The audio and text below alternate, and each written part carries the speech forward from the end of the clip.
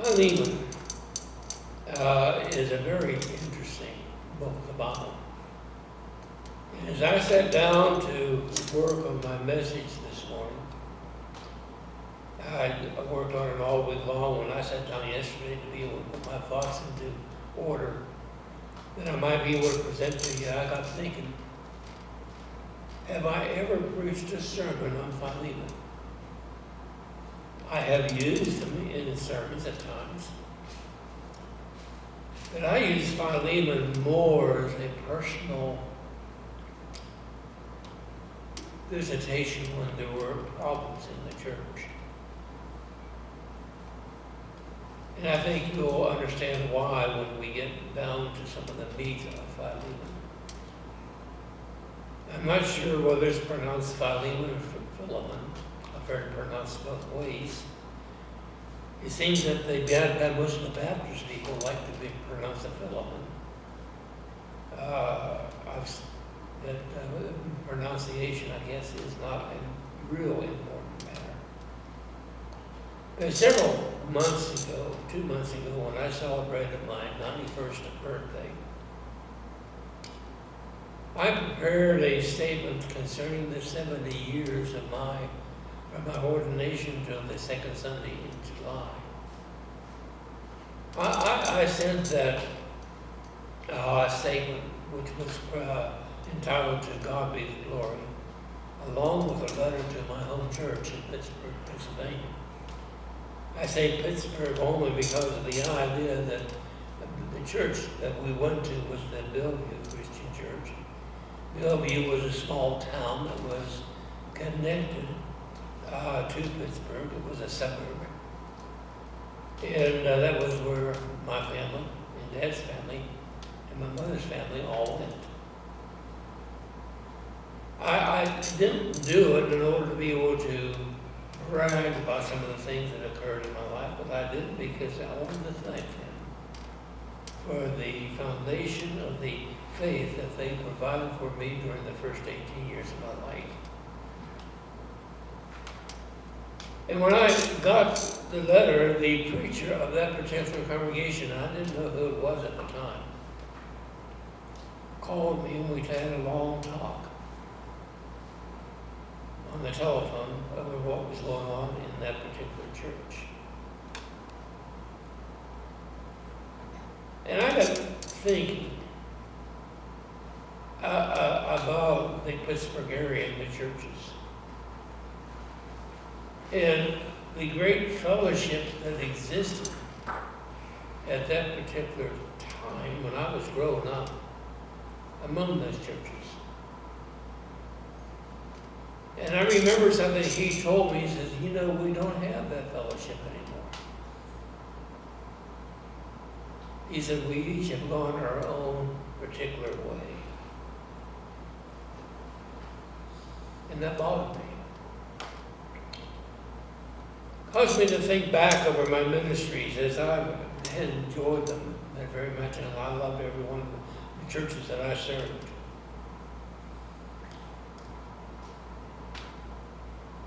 And one of the things that bothers me is that I dedicated myself purposely to the serving of small churches.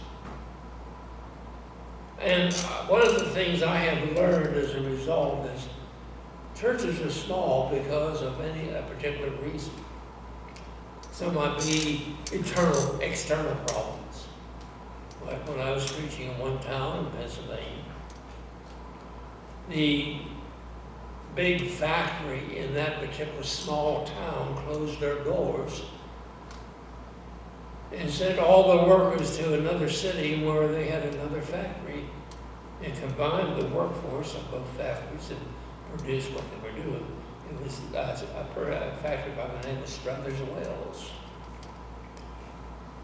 The very next Sunday after that particular move that this factory made, our church attendance was only 30% of what it was when we had built. First couple of years I was there, the church built from 25, 30, where we had close to 70, 75 coming. And we dropped back down to about 15, 20, and we started to rebuild. So there are external reasons why. But the more I think about it, that one of the biggest problems that I found in the churches and why churches are small was that one of the things that existed was a lack of forgiveness. And oftentimes when I was serving the church, I would take the book of Philemon into homes and I would teach them what forgiveness would be and the importance of forgiveness. I think the book of Philemon is perfect for this. And we're going to get involved in a little bit of the background and some of the material that's involved, and I'm not going to preach too long this morning. And I hope you forgive me for that. But I'm thinking of one particular church that I serve. That I had a woman whose son was in the ministry, our churches. And a man who was a long-time leader of that particular church. In fact, he was the main influence in that particular congregation. And she would not darken the church doors. It took me a while to find out why. I invited her son to come and speak for a homecoming. And he came. And she refused to come because of this leader that we had in the congregation. And when I talked to her son said, why don't you go out and talk to her? She needs to have somebody talk straight to her. I went out. And here's what she told me. I cannot quote exactly because that was years ago. But she said, so-and-so owes me an apology. And she said it basically in those terms. And I said, well, what did he do? Well, he did nothing. That his great uncle-in-law and my great grandfather hated each other. And they did dirt to each other. And I'm not going to go to that church until I get an apology. I want you to think this for a moment. Neither one of them were offended by the other. Neither one of them knew the relatives that they were talking about. Something that happened 25 more years before they were even born. And they were both in their 80s. How ridiculous can we get? I want to say that I failed in trying to reach her, to restore her relationship to Christ. I know of another situation in which my son-in-law, Mary Alice's husband, was serving a church. And because of his personality, the church split. The church that he went with him moved right across the road and down a little bit. So the churches could stand out and look in the parking lot of each other congregation. And each Sunday they made a list of who was attending the other congregation. I met with the group that split off from the main church. And I pled with them. I prayed with them about exercise of forgiveness for what had happened. Emphasizing that as Christ forgives us, we need to forgive one another. And I said, rather than to start another congregation where you plan to start, why don't you infiltrate in some of the other small churches in the area and help them with their growth? And the area would be far better off. And by the way, the church where I was ministering, the church where my son-in-law was ministering, was only about 10 miles apart.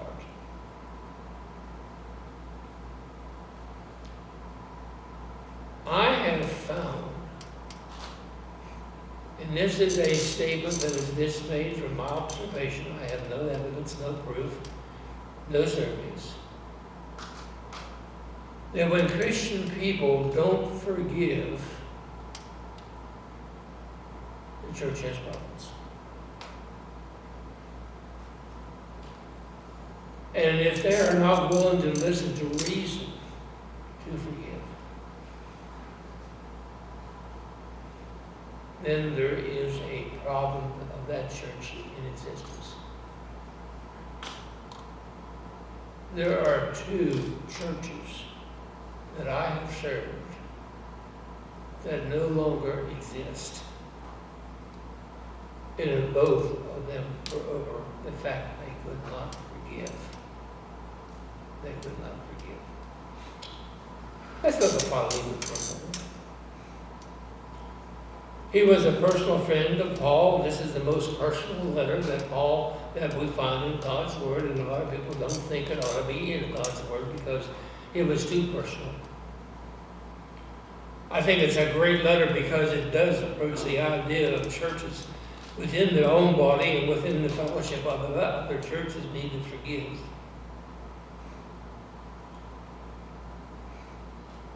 Philemon was a personal friend. And some people think that he was also a partner with Paul in some kind of a business, most likely business. Philemon was part of the Colossae church and possibly the minister, based upon what the scriptures have to say.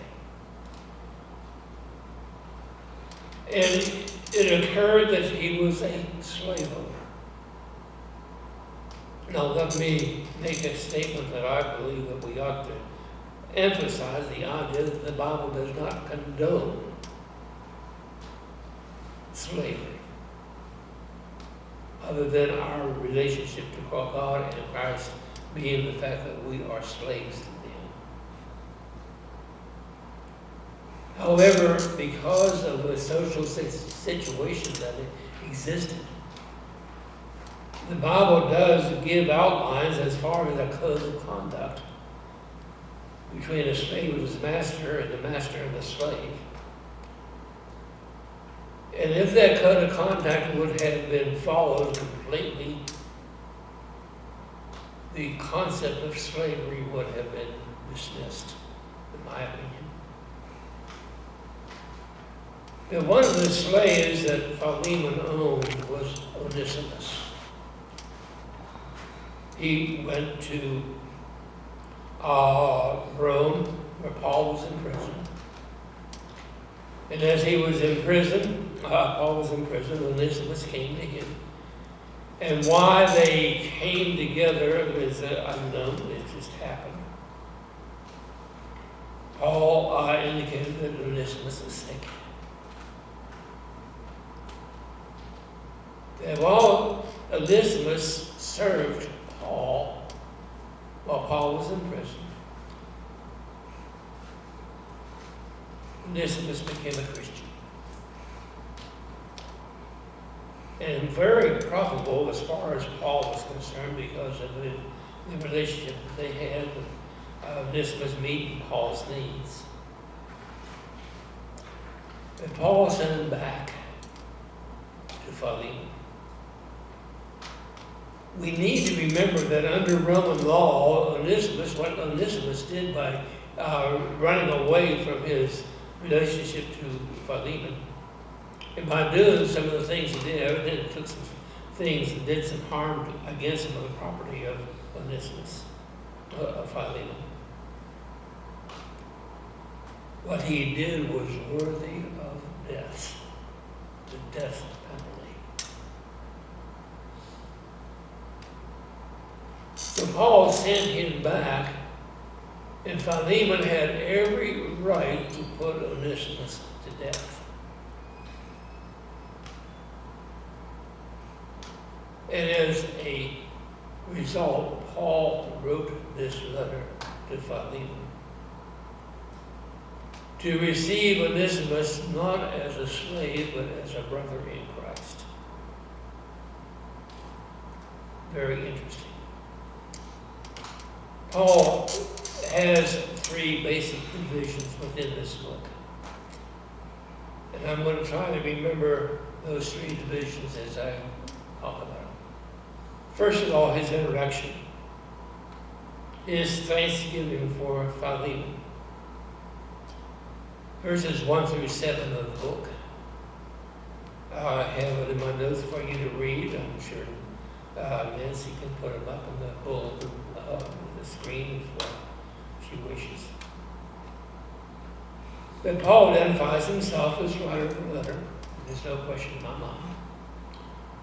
There's no question in my mind about its authenticity, and there are many people that say, even though some just don't feel it needs to be put in this book. That Paul recognizes Philemon's relationship to Christ. And as you read this, I want you to note verses 6 through 7 of this introduction. Paul emphasized earlier that I make mention of you in my prayers, and he did. He thanked God every day for what Philemon was doing. But I get the impression as I read verses 6 and 7 that Philemon was the minister or the evangelist of the church of Colossae. Now, you may not. You're right. But notice what Paul says. The communication of your faith may become effectual by the acknowledgement of every good thing which is in you in Christ Jesus.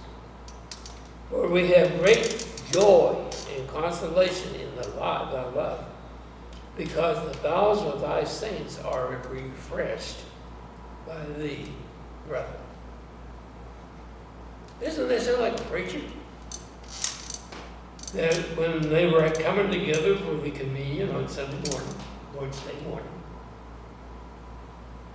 that Philemon would speak to those that were coming together in the church of Colossae. And through the love that he had for them, refresh their faith and their love of God in the saints that came together. I think it does. The second portion of his concept is verses 9 through 16. We talked about this a little bit. But the idea that Paul expresses here is that he says, Onesimus, now that he's a Christian, can be profitable to you. And he emphasizes the idea that he's not the same man that ran away and escaped from this position of slavery. And in his letter, he calls Onesimus his brother, his son.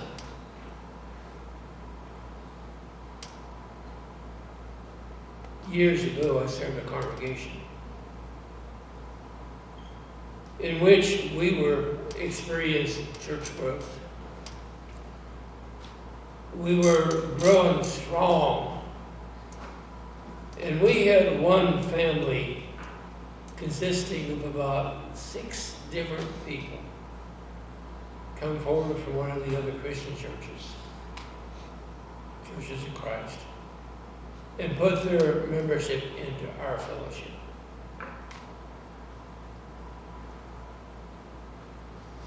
The remark that I heard, they're only coming to our church so they can take over and control what we do.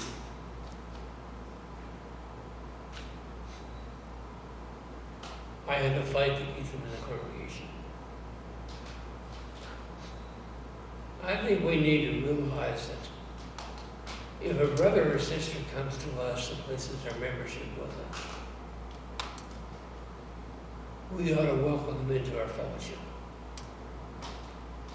We ought to encourage them in the ways of Christ. And remember, they are our brothers in Christ. And the final verses of this, the third section,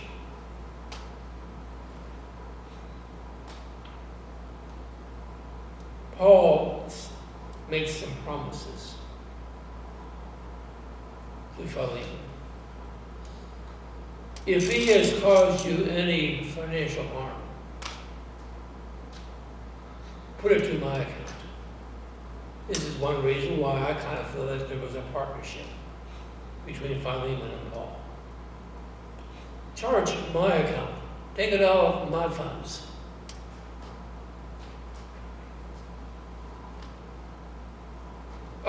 If you get things ready, I plan to get out of prison. I'm putting this in my own words. And have a bed ready for me. Because I definitely want to come and see you. I promise. And Paul was able to keep those promises. So let's talk about, just for a few minutes, about forgiveness. I have some weird ideas I'm going to share with you. First of all, I'm sure that you've heard this statement, we need to forgive or forget. Brethren, we're not made that way. I can remember things that happened when I was a kid.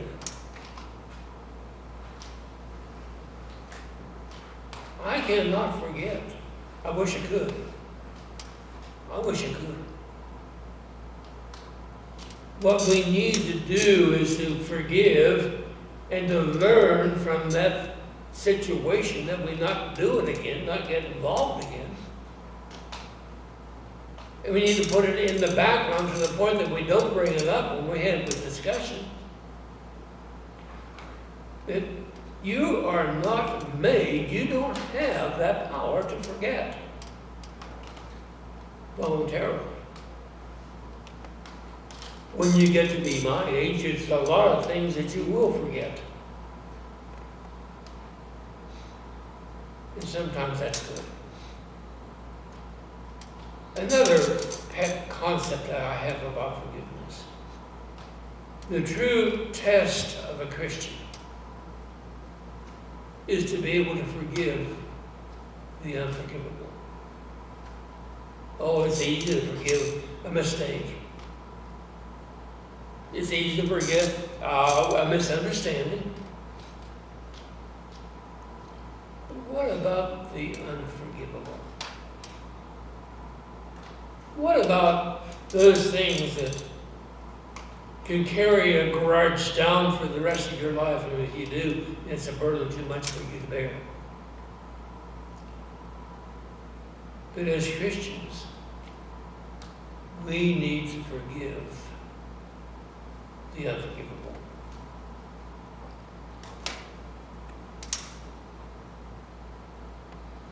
I've had many times, after I leave the ministry, people come to me and ask for my forgiveness. And I told them I didn't know what they were talking about, because I had already forgiven them.